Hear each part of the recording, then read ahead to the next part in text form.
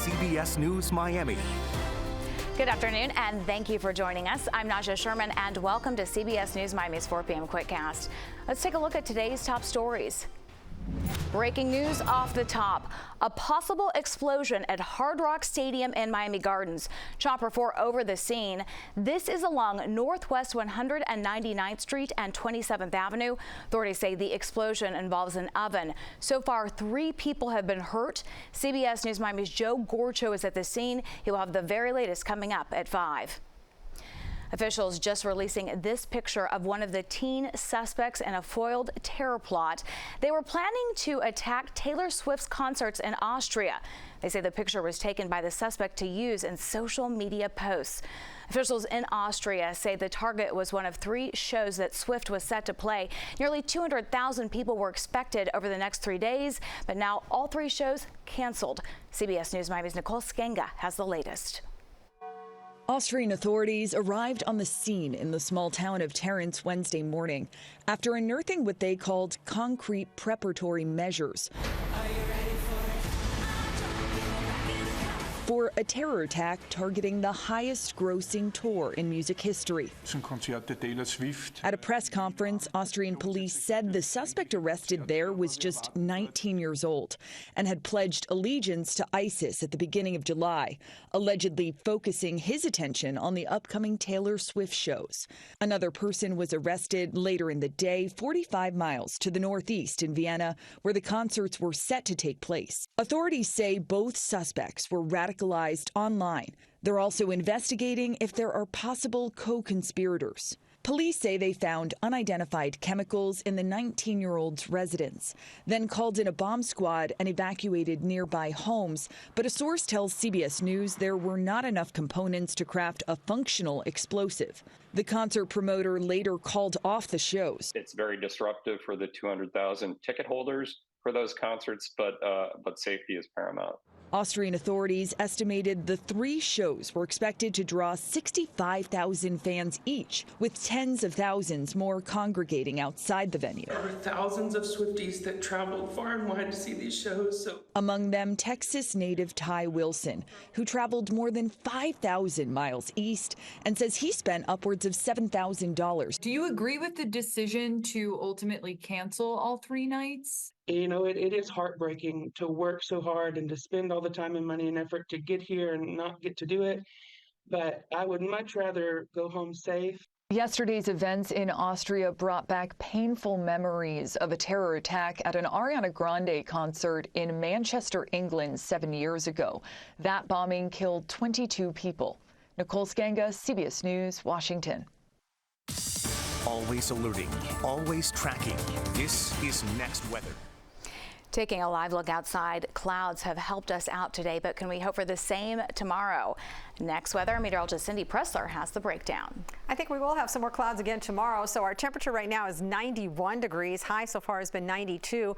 But of course, it feels hotter than that because we've got that low level moisture, that humidity out there. And a few showers and thunderstorms have been trying to pop up this afternoon. You can see the clouds still hanging out here. And if you look in Broward County, this cluster here actually packed a little bit of a punch earlier. It has now crossed 27, continues to move eastward toward Pompano Beach, maybe Fort Lauderdale could pick up a little shower out of this, could put down some gusty winds, and funnel clouds are also possible with it. So we're going to keep an eye on that one. Our modeling, our rain tracker wants to take that off the coast, maybe develop a couple more showers yet this evening, and then later on that would be it for tonight. So it always dries off when you get into the overnight hours. Rain chances will be up a little bit tomorrow, so we could see a better chance for some showers and storms. Winds will be switching to a southerly direction as Debbie continues to move further away from the area, and then about a 40% chance heading through the weekend. Next week, drier conditions. Why is that? Well, we've got some of that dry Saharan dust that wants to come back in here and kind of suppress the thunderstorm activity. So for tomorrow, hot and humid, of course, no change there, but we could get some thunderstorms helping to cool us off, at least temporarily. This weekend, a few, but the winds will turn to an easterly direction, so morning showers along the coast, and they will move inland over the interior and then the west side during the afternoon and evening. And then next week, dry Saharan dust in the mid-levels of the atmosphere. We'll see if that has any effect on our weather conditions, but at this point, we get some more of that dust, and it's still hanging on out there in the Atlantic, which is great. We do have another wave out here. This one came off of Africa a couple of days ago, now giving this a 40% chance. The Hurricane Center is believe that if it is going to develop, it would be in this area heading to the north and west, and that would be next week. If this one gets a name, its name will be Ernesto. By the way, we've got an update from NOAA today. This is the outlook, and this comes again by the time we get into this month. So in May, they put an outlook for 17 to 25 named storms. So far, we've had 4, but look at this. As of today, they've actually dropped it down now to 24. So that is a little bit of good news, and we'll take any kind of good news we can get. Forecast for the next few days will keep it very hot and very humid. Good chance for some storms tomorrow, and then backing off a little bit, and then next week dealing with dry Saharan dust. A dangerous drive in Aventura. The driver of a car lost control and slammed into a store. Chopper 4 over the scene. This is on Northeast 203rd Street near the mall. Police tell us the 63-year-old driver was taken to the hospital for further evaluation. No one else was hurt, and no other businesses were impacted. Tonight, a special village council meeting called by the mayor of Palmetto Bay. City leaders told me they learned one of the companies involved in the construction of the FIU pedestrian bridge, which collapsed in 2018, was awarded the 87th Avenue Bridge contract. And in an exclusive interview, I spoke with the Palmetto Bay resident who discovered the connection and brought it to the mayor's attention, triggering tonight's meeting. I'm going to have that exclusive story for you tonight at 6, and we'll also be at tonight's meeting to bring you any new developments. Voters decide. The Democratic ticket is going back on the road today with a stop in Michigan. That's before heading to Arizona for a rally tomorrow. CBS News Miami's Skylar Henry has the latest on the campaign trail. Vice President Kamala Harris and her new running mate, Governor Tim Walz, are back on the campaign trail today, meeting with auto workers in Detroit this afternoon. We have the numbers. We have the votes. And when we stand up united, we put fear in the hearts of the billionaire class. Harris and Walz have been drawing huge crowds during the tour, with an estimated 15,000 in Detroit Wednesday and 12,000 in Eau Claire, Wisconsin earlier in the day. I waited in the line to get parking for almost an hour. So you got to be dedicated if you're going to come to one of these. The crowds show there is some momentum and enthusiasm among Democrats. Former President Trump is trying to blunt that momentum. He criticized the media's coverage on social media and falsely accused Harris of paying people to attend the rallies. Trump and his running mate, Senator J.D. Vance, are also going after Walz, attacking his military record. He has not spent a day in a combat zone. What bothers me about Tim Walz is the stolen valor garbage. Do not pretend to be something that you're not. That was a reference to this comment from Walz. We can make sure that those weapons of war that I carried in war is the only place where those weapons are at. The Harris campaign responded, saying in his 24 years of service, the governor carried, fired, and trained others to use weapons of war innumerable times. Skylar Henry, CBS News, Washington.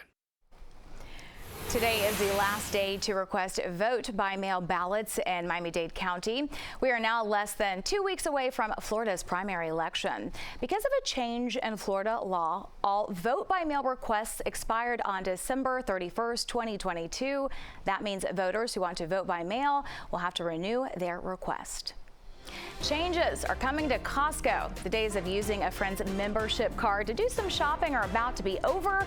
Find out when next.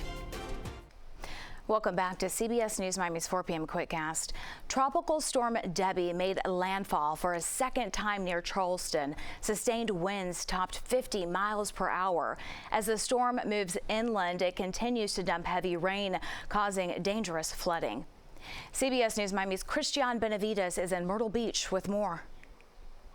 It's still windy, but it was overnight that we saw those whipping winds and those rain bands coming in from Tropical Storm Debbie after it made a second landfall just south of us. Right now, Bladenboro, North Carolina, which is about an hour from here, is under a flash flood emergency after around half a foot of rain fell in just a few hours. The floodwaters have cut the town off from the rest of the county, and emergency responders are going door to door to make sure everyone is safe.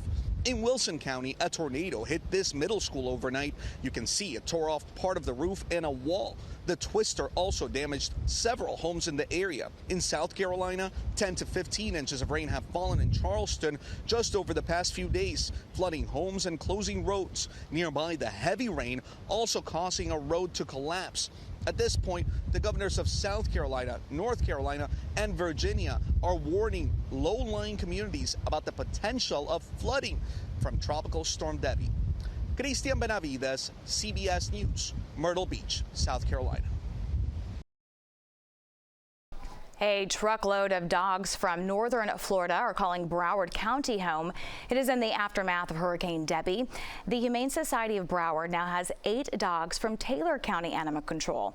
Kennels around the Tallahassee area are flooded, and staff there is trying to keep the animals safe but needed other groups to care for the dogs while it recovers.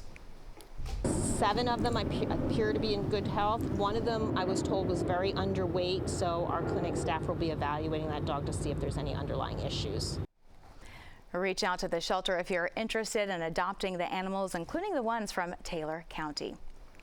Costco is cracking down on card sharing. Company says employees will soon start scanning membership cards at entrances and asking members to show a valid photo ID.